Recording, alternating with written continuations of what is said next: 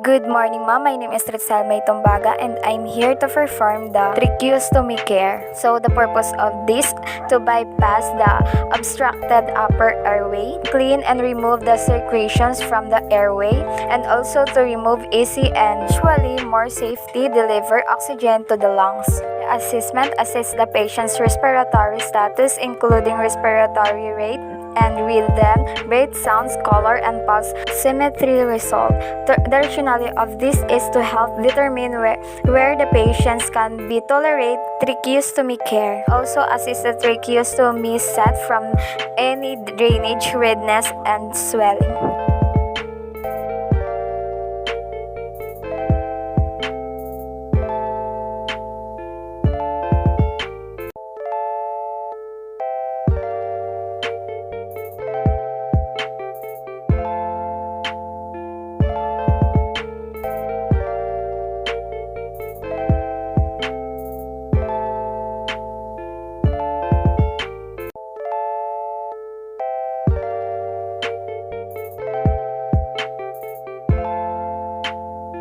Is positions the patient in semi-fowler positions and place a towel or linen pad over the patient's chest.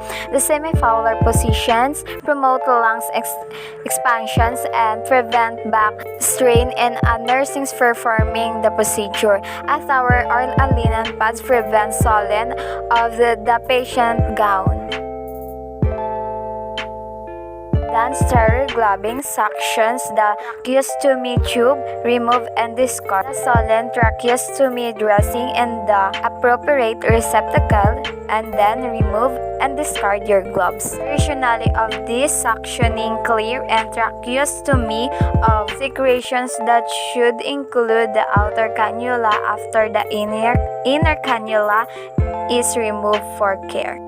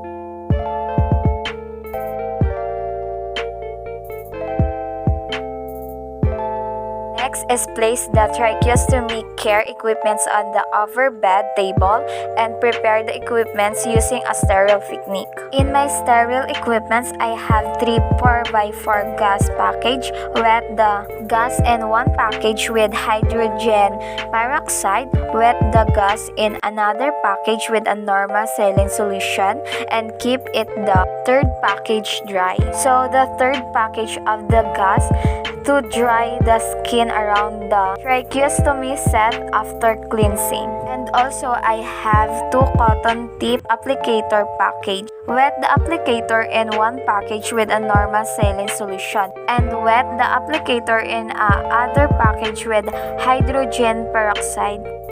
And also pure hydrogen peroxide into the sterile solution container and pour a normal linen solution into the other one. Always remember maintaining sterile during tracheostomy care for preparing the equipments before being care, ensuring efficiency. And also don sterile gloves. Keep the gloves on your dominant hand sterile. Handle the sterile supplies with the dominant hand only. The rationale of this to maintain a safety technique of the procedure.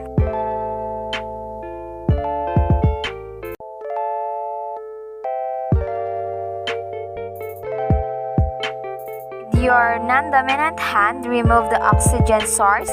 If the patient has been received supplement oxygen. Unlock and remove the inner cannula with your non-dominant hand and care for it accordingly. If disposable inner cannula was in place, dispose of the inner cannula in the biohazard receptacle according to emergency policy. A reusable inner cannula was used, place the inner cannula into the basin's fluid with hydrogen peroxide. Hydrogen peroxides help loosen drainaceous secretion. Attach the oxygen source to the outer cannula. Take the reusable inner cannula from the container of hydrogen peroxide and scrub it with the sterile nylon brush using your non-dominant hand. So for the rationale of this, for clean the inner cannula of secretion. Immerse the inner cannula in the container of sterile normal saline solution and agitate it until it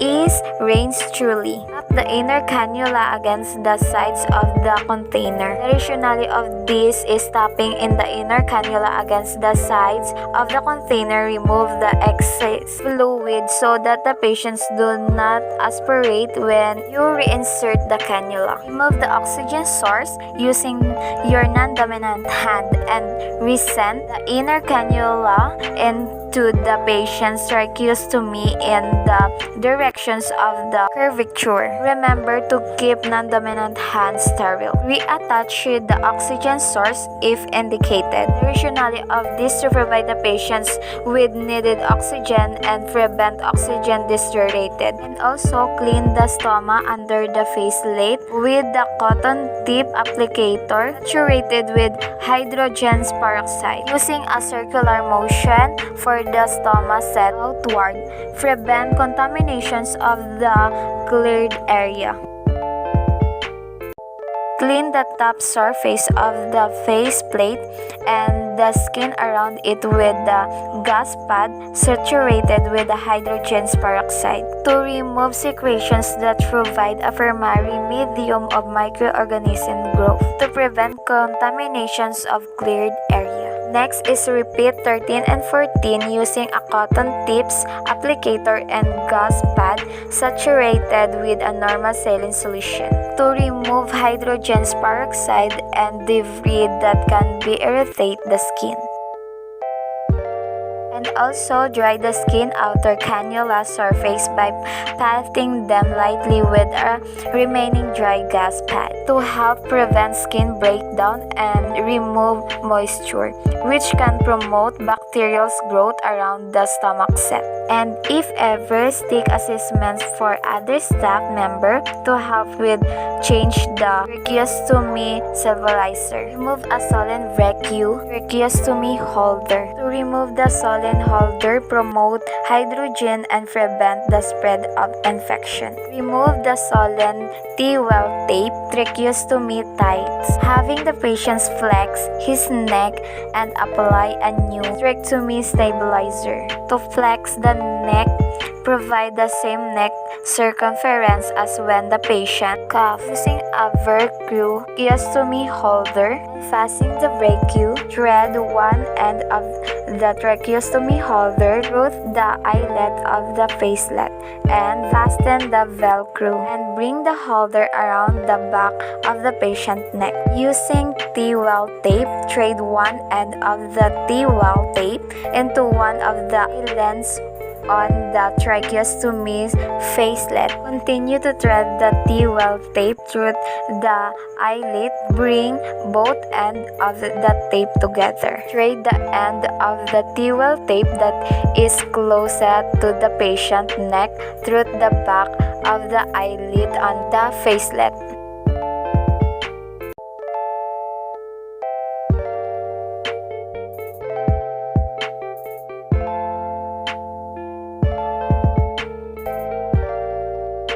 Insert the pre-cut sterile tracheostomy dressing under the facelet and new tracheostomy stabilizer or fold a 4x4 gauze into a V shape. The new dressing absorbs secretions and prevents skin breakdown under the facelet.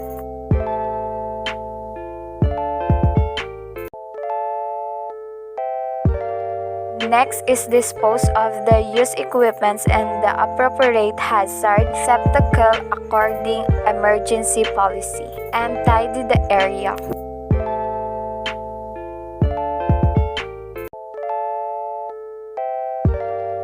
And also remove the sterile gloves and perform hand hygiene.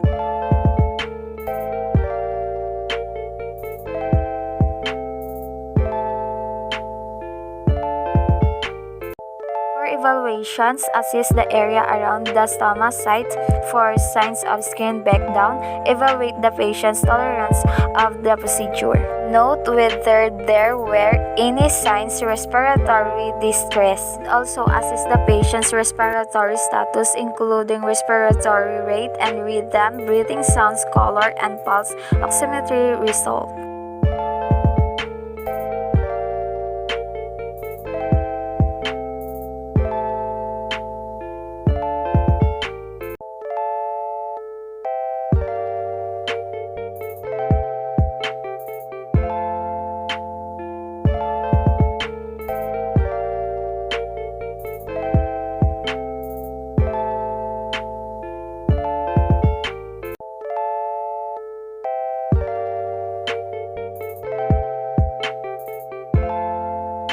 Documentation, document the date and time that you performed tracheostomy care. Note the color, amount, consistency, and odor of secretion. Ritzel May Tombaga has signed tracheostomy care was done patient B. Date February 14, 2019. Time 11 a.m. Patient agreed and attached without difficulty. Client is produced foamy white mucus with a large amounts of it. No redness or swelling in the skin around the mama side. Pulse rate increased 55 before tracheostomy, are from 85 beats per minute after tracheostomy care, and O2 SAT increased from 87% to 95% after tracheostomy care, and no presence of cyanosis. Lungs sounds are heard auscultating and will continue assess after 1 hour.